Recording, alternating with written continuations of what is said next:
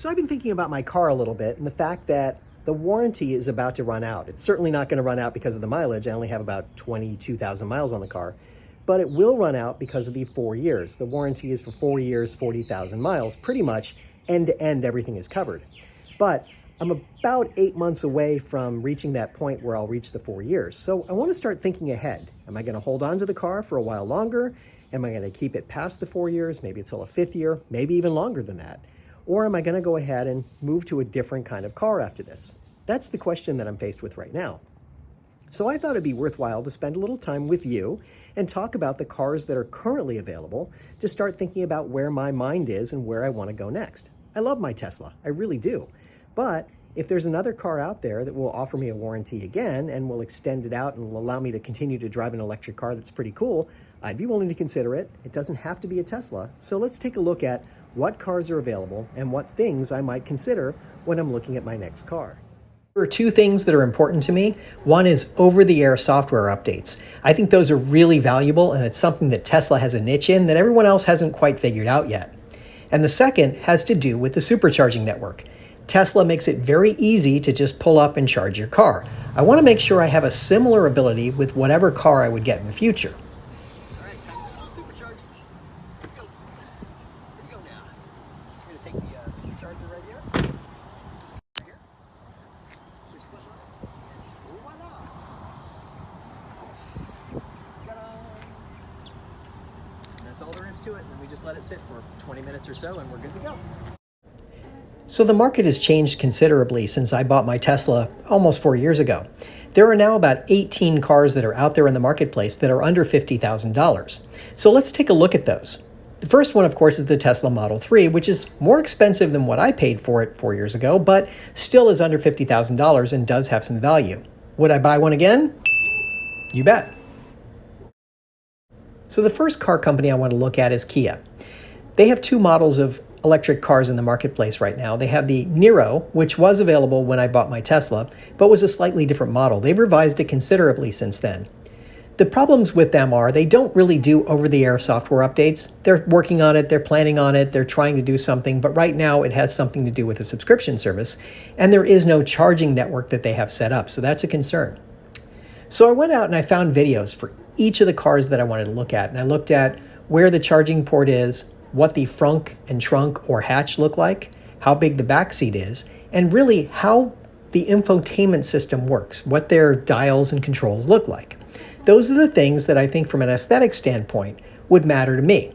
So given all those things, I want to kind of figure out what cars kind of fit me in that sense.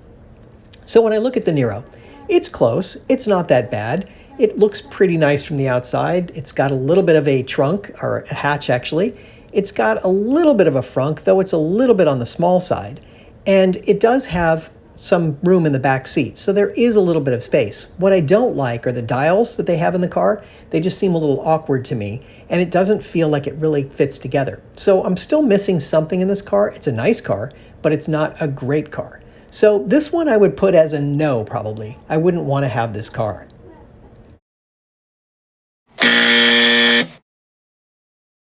Next up is the Kia EV6. This car was not available when I bought my Tesla, but it's an interesting addition to the line. It's only a little bit more expensive than the Kia Niro, and it has about the same mileage. It has the same limitations as the Niro, but when you consider on the whole, this is actually kind of an interesting car, and I think I would look into it a little bit further perhaps.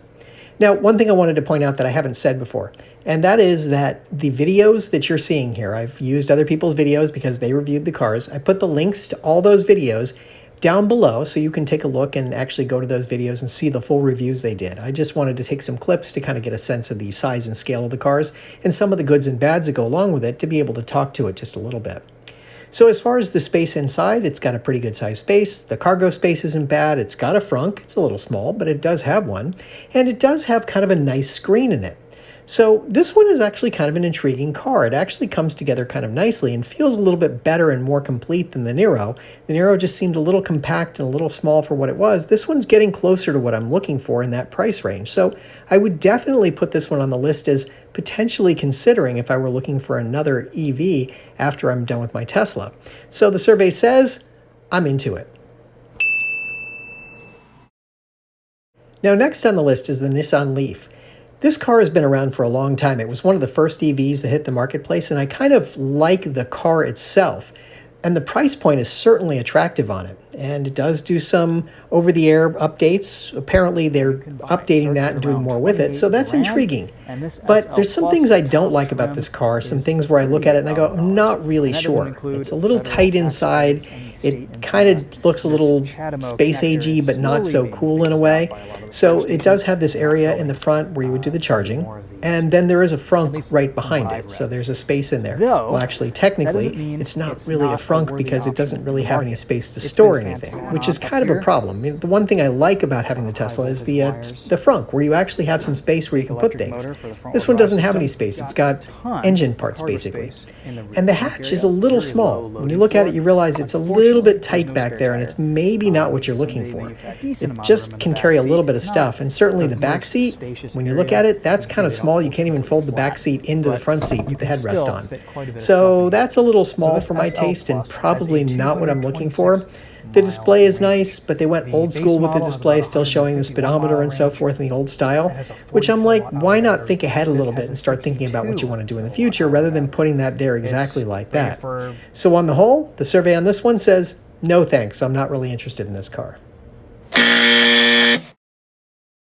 And now let's talk about Chevy for a couple of minutes. Chevrolet is getting into the EV business pretty big time. They've had the Chevy Bolt out there for several years now, and the price point is certainly attractive on it. But with the fires and some of the other things that have happened with the car, I'm still a little concerned about it. I'm not really that into it. And the car itself is just a little bit small for my taste. It's not a huge deal. It's not a deal breaker necessarily, but I don't like some things about it, so I don't think I'd be interested in this. The back seat is a little tight. The trunk space is a little small, and the frunk is not particularly useful. So among all those things, I'm not convinced that I really like this car particularly, and even for the price, I don't think I'd want to pick one up. So I'm just thinking that this one is not really the right car for me in that sense. Now, something I wanted to point out. Chevy is working on an idea, actually all of GM is working on an idea, to figure out how to do a charging network that's much bigger than the charging network that they have today. And the way they're choosing to do it is to work with other companies, the Electrify Americas of the world, companies like that, where you would have a seamless charging experience with a third party instead of it being their proprietary network. I think the idea is intriguing and it could really work out well, but it's too early in the game to really think that that's going to work at this point. But we'll see how it comes together. So given the size and the scale of this one in particular, I don't think I'm interested in it. This one would get a no from me. I don't think I'd want this car.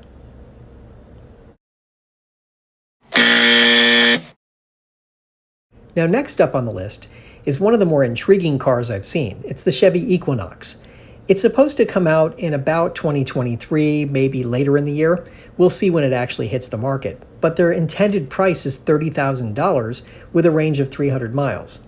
I'm skeptical about whether this would actually come together, but I find the idea intriguing, and the car itself looks pretty good. Now, this is still sort of a concept car that they're showing off, but if you look at it, it looks like it could actually be a really nice car. So I would definitely consider this one when I get closer to needing a car and wanting to replace the Tesla, assuming I do.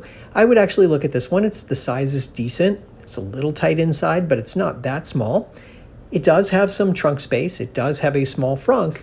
And the getting 300 miles on a charge is certainly appealing to a large degree. So I'll wait and see what this one looks like when it comes to production instead of the pre-production and see what I think about it. But for the moment, I will definitely leave it on the list as a possibility and something I would look at further, given that it looks like a really interesting car. I think it could work out really well for me. So for now, I'll give this one a thumbs up and say that I would consider it later.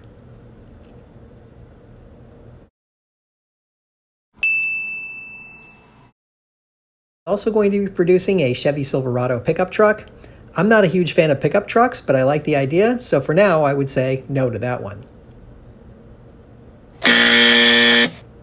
They're also going to make the larger Blazer size car that's going to be a little bit more expensive but do some of the same things, but again, for now, I'd say no.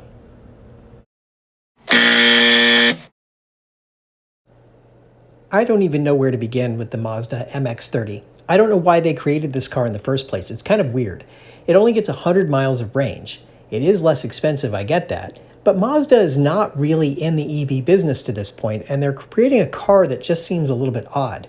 I mean, first off, look at the doors. The doors have this weird sort of opening that you have to do to be able to get into the back seat. So the screens and everything, they kind of come together. It makes sense to a large degree. But again, they're doing the thing where they have the dials and dashboard looking exactly like what you would expect in an old style car. So they're just replicating what they already did, but with a computer. And from what I gather, the only updates they do are over the air when they're looking for updates to the infotainment system, not to the car itself. And then you see this guy in the back seat. And yeah, that is not a back seat. That's not really much of anything. I don't know why you would use that. So the back seat is too small. And that really doesn't work. And then you look at the rest of the car and you go, okay, the trunk is nice. There's a little bit of space back there, but it's not spectacular. It's got a little bit of room you could put something in, I guess, but it's really not that big. So you kind of go, what's the point in a way? You might as well have just moved the seats back and just had a little tiny space in the back. And then there's no frunk. They just have equipment up there. So this one, for me, gets a resounding no. I won't even consider it in the future. This is not a car that interests me. I don't think they're in the business of selling EVs at this point. So what of the Mini Cooper that's an EV? Well, it's got a small range on it, and the price point is a little high given the range and the size of the car. When you look at it, you realize it is a very small car. And I'm not really into small cars personally. It's one of those things where I'm not a huge fan of it. And when I look at the styling in the interior, I'm not really into the whole design. I don't like the dials and I don't like the way it's kind of laid out. It just doesn't feel very comfortable to me. It doesn't really work. So this is not a car I would be particularly interested in. It's just too small, just not designed that well, and just feels very tight, very boxy in a way. And you can see in the back seat, it's impossible. There's really no point in having a back seat. It should just be a two-seater. And then you'd have a little more trunk space. There's a little bit back there, but you could have a little more if you didn't have the back seats in there. So if you folded them down, it's actually a decent size. So this is not a car that I'd be particularly interested in. I think I would pass on this one completely. And again, no frunk space. And if you're going to use the car, you might as well use the frunk. But they don't have a frunk because the car is so small, there's no place to put the motor. So the survey says no on this one as well. Next on the list are two cars from Hyundai. There's the Kona that goes for about $34,000 and should get about 258 miles on a charge. This one is kind of interesting. It's got some neat features to it, though, again, not having a frunk is sort of a deal breaker for me. I like that extra space where I can put some things. And the fact that their charging network is not set up and they don't really do over-the-air updates. There's a whole discussion about whether they're going to do over-the-air updates in the future. They keep planning for them and then postponing them. So I don't know what they're going to do. And so they're not really thinking about it as a software company. They're thinking about it as a car company that does software. So I'm not convinced this is the right car for me either. It's an okay car and it's decent. It's a little tight in the back seat. They did their dials and everything to look very much like an older style car. I'm not impressed particularly with this car, but it's okay. I don't think I would consider it, but I wouldn't really rule it out necessarily right off the bat either. It's just on the edge. So this one, because the back seat is small primarily, I would say no to.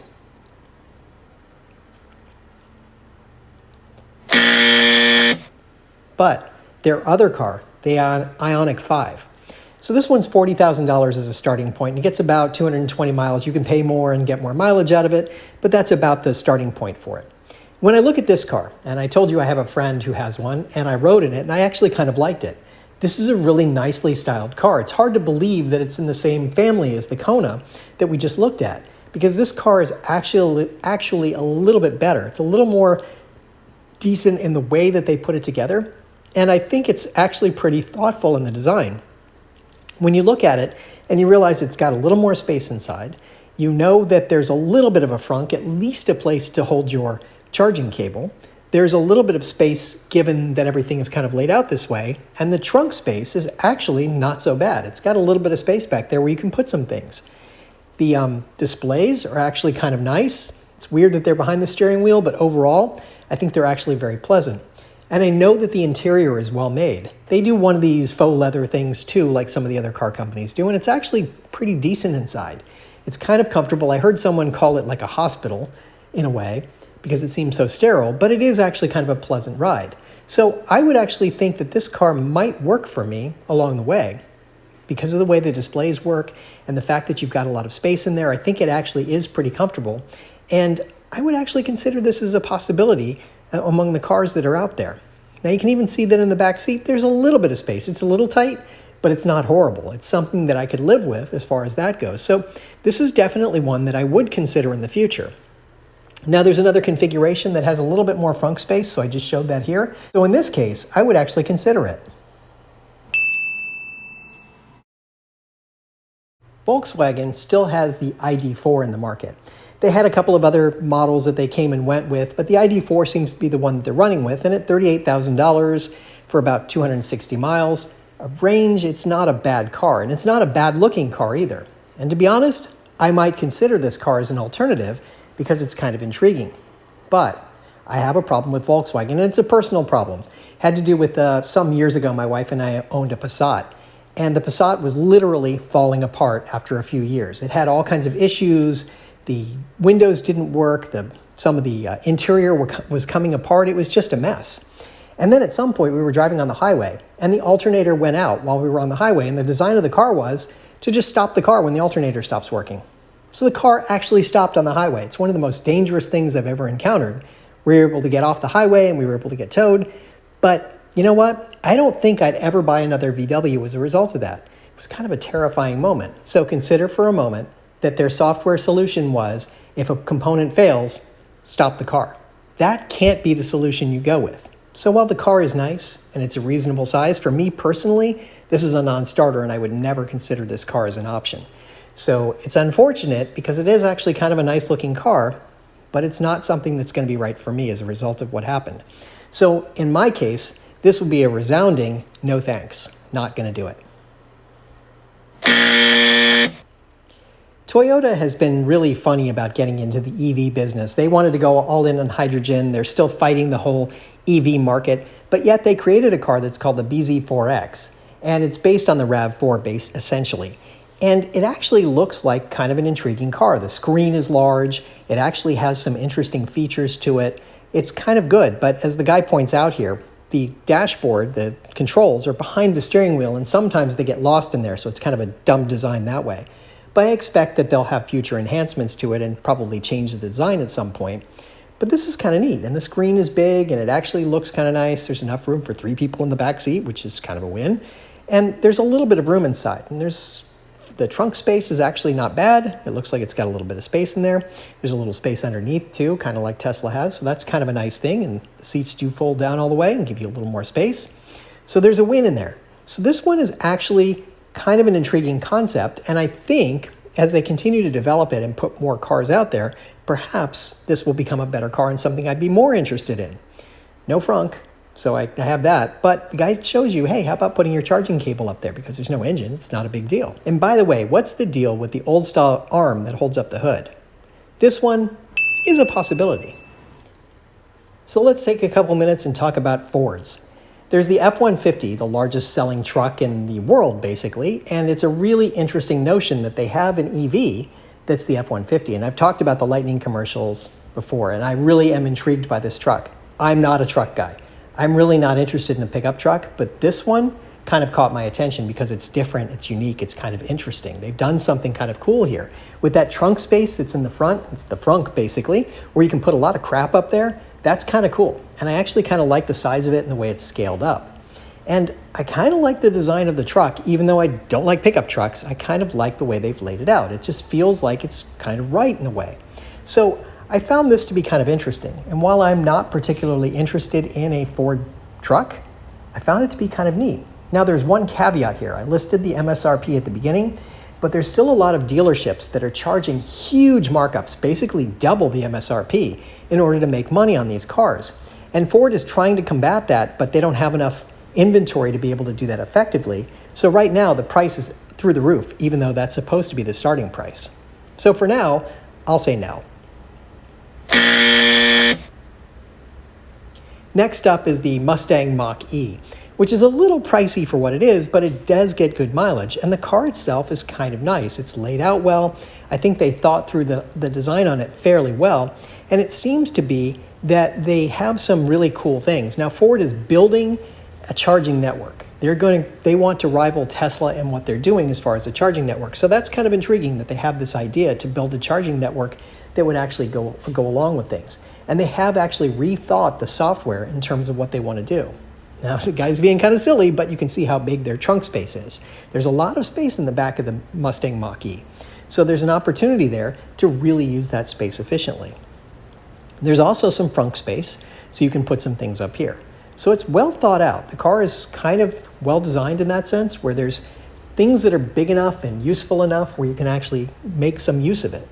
The back seat maybe is a little tight, but I think it's okay. I think it's probably a reasonable space back there in terms of how it lays out. I don't like the styling that Ford uses with this black design with the red lace on it, but that's just me. The screen is big. The dial at the bottom is a little weird, but that's okay. It's kind of a nice looking design. It's a good looking car, and the screen is big, and I like that, and it does all the things you would expect because they thought through the software. They're thinking software first, and that actually works. So if I were to look at this car and think to myself, would I take this car? Would I consider it at some point as an alternative? And the answer is yes, I would. Subaru has decided to get in on the EV game, and they have the Soltera as their car that they're entering with. Now, it's a little bit high on the price point, and the mileage you get out of it is a little low considering that, but it looks like a nice car. It kind of looks like the Outback in the design. It's kind of pleasant, and it's well thought out, but I'm not sure that it's quite ready for prime time, and I'm not sure that I'd want this car at this point. But as I look at it, I'm thinking, you know, it's actually kind of nice looking. They said it handles well. It feels kind of comfortable to drive, comparable to like the Outback. So it would be interesting. The screen is big. It feels like it's got a lot of features available to it, but they don't do over-the-air updates, so that could be in the future. But for now, it just feels like they're just giving you a car that happens to be electric, and they've designed up this way, but may not be everything that you're looking for in the car. Now, as far as the space on the inside, it's a little small in the back seat, but especially if you're sitting in that middle seat, but it's not horrible. And there is a little bit of trunk space, which is kind of nice. So there's a little room to work with back there.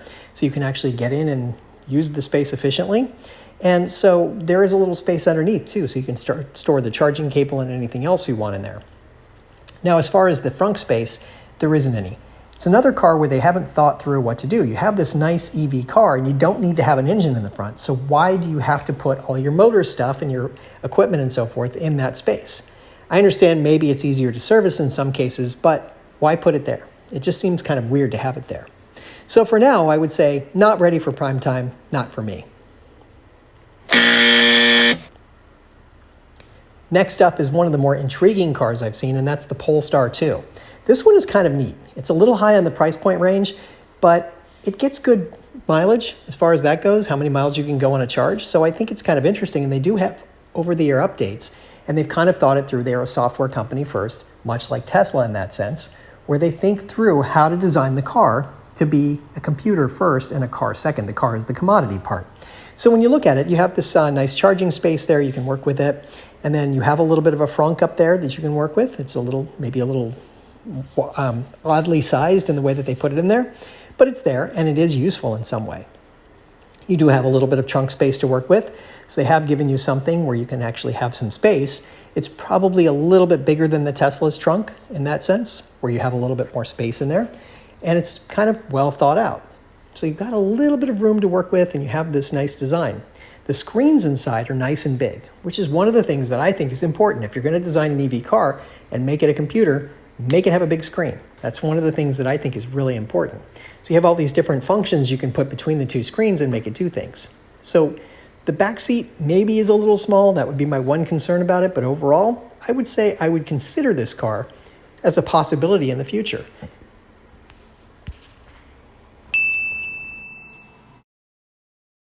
Next up is the VW ID Buzz, a take on the old VW Bus. So this car really is kind of intriguing in a way. I used to drive a minivan. I drove a minivan for almost 20 years. And I enjoyed driving the minivan for the most part because you always had room for people and you always had room for stuff. And I miss that. And here's an entry, a foray into that space where you can actually get that space back. and you can actually use it to your advantage. There's something kind of cool and alluring about this particular car.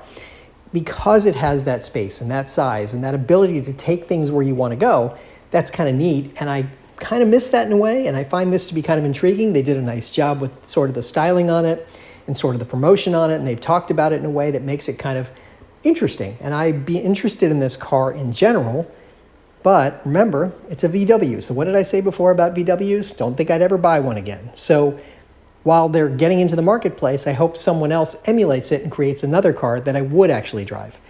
It does have a few quirky features in it that the host here shows us, a couple of things like that, but overall, I think it is actually kind of nice, and if someone else makes a car like it, I would certainly consider it along the way. Just for now, this is not something I'd be interested in. Now, I will say that the amount of cargo space they give you is kind of compelling. There's a lot of space in the back, and there's little things underneath where you can store more stuff, so that's kind of nice. Of course, there is no frunk in this car because the thing about the Bus and the Buzz is that the front of the car is right there. Your windshield goes straight down into the front of the car. The way they designed the engine and so forth was in the back so that it actually didn't have much of a front end on it. So they designed it the same way so it has no frunk. So when you look at it, it's actually pretty nice. And, you know, I'm tempted to say I would be interested in this car just because it's kind of neat and I like it, but then I have to remember it's a VW, and I have to say no. And the last car I wanted to present to you really is out of my price range. It's above $60,000, but this car was really interesting. It's the return of the muscle car, and I just wanted to share with you how they talked about it because there's something really compelling about the way they talk about it, and it's kind of neat, even if I wouldn't buy it. This is the EV that you didn't see coming, but you'll definitely hear it coming. Yeah. We just went all electric. Guilty as charged. But we still have our rights. The right to remain loud. The right to be irrational. The right to break form and push people's buttons. We have the right to dodge convention. See what I did there?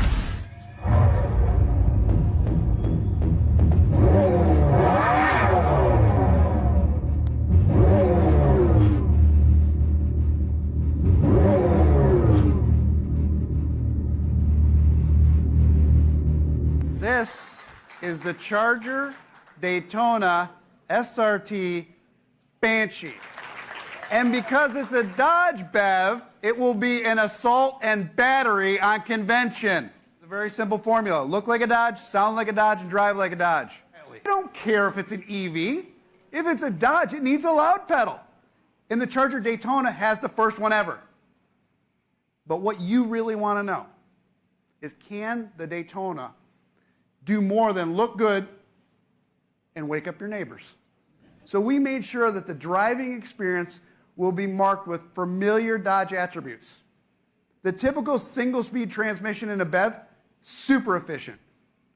But we know that part of what makes a Dodge is the way our power throws your shoulders into the seat back at shift points. So our engineers designed the new eRupt system. It is a multi-speed transmission with an electromechanical shifting experience that's pure Dodge. How unique? Yeah, that's also patented. At every opportunity, we use this new tech to make a muscle car a better muscle car. So while it's not for me personally, wow. Now, that doesn't mean in any way that I'm really thinking about moving away from the Tesla. This is just sort of a hypothetical. I'm 8 months away from my warranty expiring. What do I want to do next? Remember that the insurance is a little high on this car because primarily it's a luxury car, not necessarily because it's electric. And there's some other factors that are included in here with, like I said, there could be the potential for maintenance to be done on the car. So if that happens, how much is that going to cost me? So one of the things to consider is the headlamp. The headlamp itself is one unit, one assembly like this. And to get to it, you have to actually open it up. You have to take part of the bumper off here, and then you have to take the frunk out in order to get to this. The part itself costs a couple of $100s. The labor on it is pretty intensive. It can take a couple of hours to do, especially if you're doing it yourself.